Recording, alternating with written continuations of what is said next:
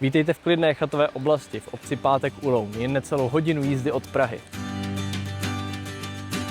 Pokud hledáte místo, kde si vytvoříte rekreační zázemí přesně podle svých představ, možná jste právě našli to pravé. Na prodej je svažitý pozemek o výměře 718 m2 s původní chatou. Současná stavba je určena spíše ke kompletní rekonstrukci nebo demolici. Největší hodnotu ale představuje samotný pozemek a jeho potenciál.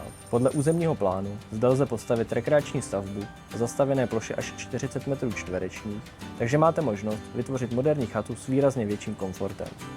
Na pozemku je k dispozici vlastní voda z vrtu a je sem přivedena také elektřina, kterou bude potřeba znovu připojit. V bezprostřední blízkosti protéká řeka Ohře, okolí nabízí krásnou přírodu, cyklotrasy, turistiku i rybaření. Díky skvělé dostupnosti z Prahy se sem pohodlně dostanete na víkend i po práci. Pokud hledáte cenově dostupný rekreační pozemek s velkým potenciálem, rád vás přivítám na osobní prohlídce. Těším se na vás, na viděnou.